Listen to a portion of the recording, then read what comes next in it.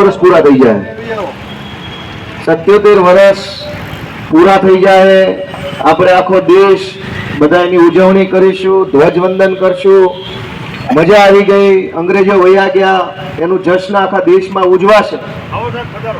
અંગ્રેજોથી આઝાદ થયા પણ આ ખાડાથી આઝાદ નથી થયા, ગંદકીથી આઝાદ ન થયા, ભ્રષ્ટાચારથી આઝાદ ન થયા, તમામ સરકારી વિભાગોની તાનાશાહીથી આઝાદ નથી થયા. એટલે આઝાદીની લડાઈ હજુ હાલવાની છે.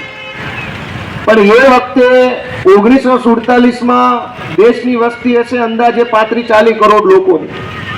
આખા દેશને કોઈ વાંધો હશે કે નહીં હોય, પણ ગાંધીજીને એકને વાંધો પડ્યો કે અંગ્રેજ નો હાલે આપણા દેશમાં. શરૂઆતમાં એક માણસ નીકળ્યો, પછી 20-30 વર્ષ સુધી ગાંધીજીએ સંઘર્ષ કર્યો સ્વરાજ માટે, આઝાદી માટે. ત્યારે આખો દેશ હારે જોડાયો.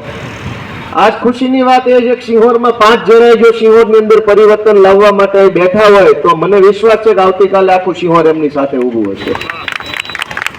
દુકાન ચાલુ કરો ને તરત કઈ બધું નથી થવાનું, પણ પહેલો ઝંડો લઈને હાલવા વાળા એક માણસની જરૂર પડે છે. એક માણસ બદલાવનો, ક્રાંતિનો, પરિવર્તનનો ઝંડો લઈને હાલે તો આજે નહીં તો કાલે દુનિયા એના ચીલા ઉપર ચાલે. નગરપાલિકાની ચૂંટણીમાં બદલાવ આવે, લોકોને બદલાવનો લાભ મળે, ભ્રષ્ટાચાર નાબૂદ થાય, એના માટેની લડાઈની શરૂઆત આજથી આપણે આ મીટિંગથી કરવાના છે. મધ હોય ને માથુંનું ટોળું હોય, પણ જ્યાં સંઘર્ષ કરવાનો હોય ત્યાં 4 જણા કાફી છે. આપણે આજે અહીંયા છીએ એ વાતનું મને ગૌરવ છે. દોસ્તો, આપણી લડાઈ બહુ લાંબી છે. મારે બધાને વિનંતી છે કે આપણે ખૂબ પરસેવો પાડવો પડશે, આપણે પરીક્ષા આપવી પડશે જનતાની સામે કે આપણે કેટલી મહેનત કરી શકીએ એમ છીએ, કેટલું ટકી શકીએ એમ છીએ, તાપ તડકો વરસાદમાં આપણે કેટલી યાતના સહન કરીને પણ જનતાનું કામ કરી શકીએ એમ છીએ. એ વાતની પરીક્ષા આપણે સિંહોરની જનતાને આપવી પડશે. વર્ષોથી ગુજરાતમાં કે નગરપાલિકામાં કે તાલુકા પંચાયતમાં ભાજપના લોકો બેઠા છે. વર્ષોથી ભાજપની અહીંયા સરકાર હોવા છતાંય લોકોને એનો કોઈ ફાયદો નથી મળતો. ભાજપ વાળાના બંગલા બની ગયા, ભાજપ વાળાના બંગલા બની ગયા, ભાજપના નેતાના છોકરાઓની ફેક્ટરીઓ બની ગઈ, એમના ધંધા ડેવલપ થઈ ગયા, એમને ગાડીઓ આવી ગઈ, ટ્રકો લઈ લીધા, ડેરીમાં લાગી ગયા. પણ ભાજપને મત આપવા વાળી પબ્લિક નું શું થયું? એ તો કાલે રિક્ષા ફેરવતા હતા ને આજે રિક્ષા ફેરવે છે. એ કાલે મજૂરી કરતા હતા ને આજે મજૂરી કરે છે. એની અંદર બદલાવ લાવવાનું કામ આપણા બધાનું છે. સિંહોરની અંદર માણસની પરિસ્થિતિ બદલવાની જવાબદારી, સિંહોરની અંદર માણસની પરિસ્થિતિ બદલવાની જવાબદારી માત્ર આમ આદમી પાર્ટીની કે ગોપાલભાઈની નહીં, આપણા બધાની છે. આ સિંહોરની અંદર ભગવાનની દયાથી છોટે કાશી કહેવાય, ગૌતમેશ્વર મહાદેવ બેઠા છે, ઐતિહાસિક બ્રહ્મકુંડ છે, આધ્યાત્મિક પર્યટનની ભૂમિ બની શકે એવી તમામ વ્યવસ્થાઓ અહીંયા છે.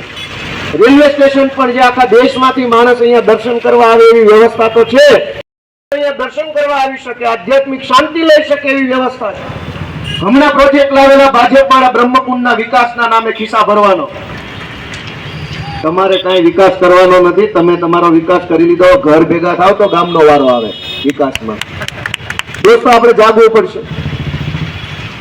આમ આદમી પાર્ટી ધારો કે કાલ સવારે સિંહોર નગરપાલિકાની ચૂંટણી લડે અને સિંહોર નગરપાલિકાની ચૂંટણી હારી જાય તો આમ આદમી પાર્ટીને કાંઈ ફરક નથી પડવાનો. ફરક આપણને બધાને પડશે. આપણા છોકરા રખડી જાય, આપણી ગાડીઓ તૂટી જાય ખાડામાં, આપણે ધક્કે ચડી જશું. જવાબદારી આપણી છે. અમે પ્રયત્ન કરીએ છીએ, અમે મહેનત કરીએ છીએ, અમને શરમ નથી, અમને ભાજપના ગુંડાઓનો ડર નથી લાગતો, ભાજપે મોકલેલી પોલીસથી અમે નથી ડરતા, ભાજપની જેલથી અમને બીક નથી લાગતી. પણ અમને જરૂર છે તમારા સહયોગની, કેમ કે લડાઈ તમારા માટે, જનતા માટે લડવાની છે. એક અહીંયા શાકભાજીની કે ફળ ફૂલની લારી લઈને બેઠેલા માણસને પોલીસ હોય કે નગરપાલિકા વાળા કેટલા હેરાન કરે છે એ તો એ પોતે જાણતા હશે. કરોડો રૂપિયાનો ડ્રગ્સ વેચનારા એ ગૃહમંત્રીના ખભે હાથ રાખીને ફોટો પડાવે છે. કરોડો રૂપિયાનું ડ્રગ્સ વેચી અને આપણા બાળકોને ડ્રગ્સના રવાડે ચડાવનારા ડ્રગ્સ માફિયાઓ ગૃહમંત્રી હર્ષ સંઘવીના ખભે હાથ રાખીને ફોટા પડાવે છે કે મારો ભાઈ છે. ડ્રગ્સ વેચનારાનો ભાઈ હર્ષ સંઘવી છે તો આ ફળ વેચનારાનો ભાઈ અરવિંદ કેજરીવાલ છે. દોસ્તો, ડ્રગ્સ વેચનારા ગૃહમંત્રીની સાથે છે. જસદણની અંદર આપણી બેન દીકરીઓ ઉપર શાળામાં બળાત્કાર કરનારા ભાજપના લોકો છે. દોસ્તો, વિચારવાનો સમય છે. નુકસાન આમ આદમી પાર્ટીનું નથી, નુકસાન અરવિંદ કેજરીવાલનું નથી, નુકસાન આપણું બધાનું, જેને જેને સંભળાય છે એમનું નુકસાન છે. આ ભાજપના લોકોને જ્યાં સુધી ગુજરાતમાંથી હટાવશો નહીં ત્યાં સુધી જીવનમાં ગમે એટલી મહેનત કરશો આગળ નહીં આવો. દોસ્તો, બદલાવ લાવવા માટેની કમર કસી લ્યો. કરોડો અબજો રૂપિયા ભાજપના લોકો ખાઈ જાય છે. આ બસ સ્ટેન્ડની સામેનો રોડ હોય કે ટાણાથી વરલ બાજુ જવાનો રોડ હોય કે આમ તળાજા બાજુ જવાનો રોડ હોય, દર ચોમાસામાં રોડમાં ખાડા પડી જાય છે. પણ ભાજપ વાળાએ બનાવેલા મકાનના ધાબા ઉપર કેમ ખાડા નથી પડતા? ભાજપના કોર્પોરેટરોના મકાનના ધાબા જે સિમેન્ટથી બનાવો છો એ સિમેન્ટથી આ રોડ કેમ નથી બનાવતા? કેમ કે ધાબાની હેઠે તમારે રહેવાનું છે ને અહીંયા ગામે હેરાન થવાનું છે. કરોડો લોકોના હાડકા તૂટી જાય, ગાડીઓ તૂટી જાય, સમય બરબાદ થઈ જાય, ધૂળ ઉડે, માણસના જિંદગીના 10 વર્ષ ઓછા થઈ જાય ધૂળ ખાઈ ખાઈ. તો શું ફાયદો ભાજપને મત આપવાનો? અને શું ભાજપ કરશે? 10-30 વર્ષ સુધી આ ગુજરાતની અંદર ભાજપની સરકાર રહી, જે કાંઈ સારું કે ખરાબ કરવાનું હતું એ કરી નાખ્યું. હવે એને રજા આપો, ગઢા થઈ ગયા છે, પાકી ગયા છે, કંઈક સારી સરકાર લાવો. દોસ્તો, છોકરા ભણે તો નોકરીની વ્યવસ્થા નથી. આઝાદીના 75 વર્ષ થઈ ગયા અને હજુ પાણી માટે આંદોલન કરવા પડે, નગરપાલિકાની ઓફિસમાં જઈને માટલા ફોડવા પડે. આ માટે આઝાદી લીધી કે પાણી હાટું આપણે તરસવું પડશે? પાણી કોઈ સોનું નથી, પાણી ચાંદી નથી, પાણી કોઈ વિમાન નથી, પાણી જીવન જીવવાની વ્યવસ્થા છે. જો આ ભાજપની રાજમાં સિંહોરની નગરપાલિકા વાળા પાણી નું આપતા હોય તો બ્રહ્મકુંડમાં ડૂબીને આત્મહત્યા કરી લે એટલે ગામ સુખી થાય છે. તમને મત આપ્યા છે કે તમે પાણી આપશો, એના બદલે તમે તરસાવો. ભાજપના લોકોને મત આપીએ શું કામ? કે લાઈટ આપશે, સ્ટ્રીટ લાઈટ નહીં આપતા. ભાજપને મત આપો કે ભાઈ આપણને આ રખડતા ઢોર અને આ ગંદકીથી મુક્તિ અપાવશે, એના બદલે ભાજપ વાળા જ ગંદકી કરે. તો પરિવર્તન લાવવું એ આપણા બધાની જવાબદારી છે. દોસ્તો, ખૂબ મહેનત મજૂરી કરશો. કોઈ રિક્ષા ચલાવશે, કોઈ ફ્રૂટની લારી, કોઈ છાપા વેચશે, કોઈ ખેતરોમાં મજૂરી કરશે, પણ ગમે એટલું મહેનત મજૂરી કરશો ભાજપ વાળા વધવા કાંઈ નહીં દે વાળ સિવાય. 2 પૈસા કમાય અને શાંતિથી જીવન જીવવું હશે તો બદલાવ લાવવો પડશે. 2 પૈસા કમાયા છો એનાથી તમારા છોકરાનું જીવન સારું બનાવવું હશે તો બદલાવ લાવવો પડશે. પાર્ટી અરવિંદ કેજરીવાલ, દોસ્તો, તમારા સપોર્ટની જરૂર છે. વર્ષો સુધી બધાને મત આપી આગળ લઈ જવાનું કામ આપણે કર્યું છે. આપણે બધા હવે આપણી જાતને આગળ લઈ જઈએ, આપણા બાળકોને આગળ લઈ જઈએ. દેશના આઝાદીના 75 વર્ષ પછી પણ પાણી માટે માટલા ફોડવા પડે તો એ આઝાદી આપણા માટે કામની નથી. આપણે હજુ આઝાદી માટે લડવું પડશે. દોસ્તો, જ્યાં જોવો ત્યાં ભાઈ ભત્રીજા સગાવાત.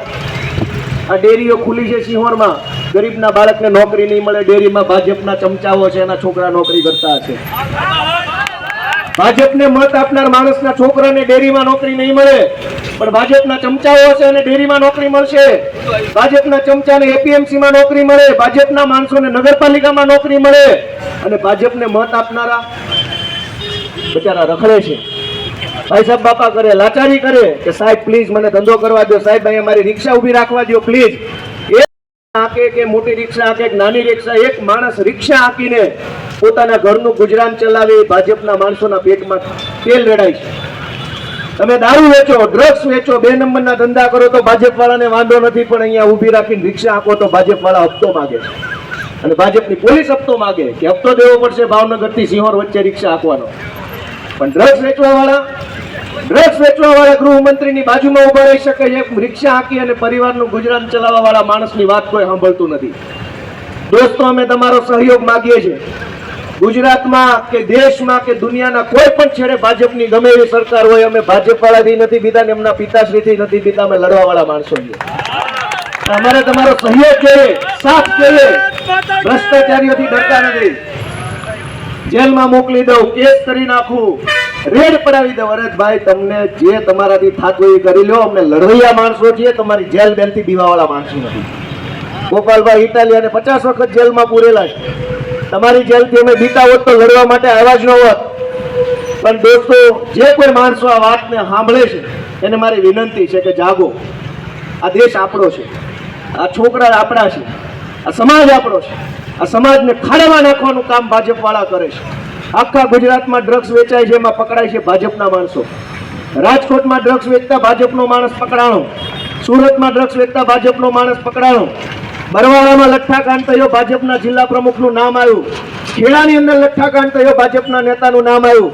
તમામ ભાજપ વાળાઓ દારૂ વેચવાનો, ડ્રગ્સ વેચવાનો ધંધો કરે છે. દોસ્તો, દિલ ઉપર હાથ રાખીને વિચારજો કે આપણા છોકરાને દારૂની કે ડ્રગ્સની લત લાગશે તો આપણને પોસાય એમ છે? કોઈ રહ્યા છે, ભ્રષ્ટાચાર કરવાનો ધંધો કરી રહ્યા છે, સરકારી યોજનામાંથી કટકી કરવાનું કામ ભાજપના લોકો કરી રહ્યા છે.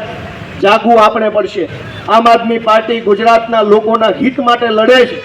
હું પોતે પોલીસમાં હતો, સરકારી નોકરી મૂકી, રાજીનામું મૂકીને પાર્ટીમાં આવ્યો છું. મેં ધાર્યું હોત તો હું બીજા જમાદાર જેમ દંડો પહોંચાડીને રિક્ષાવાળા પાસે સાંજે હપ્તો લઈ શકતો.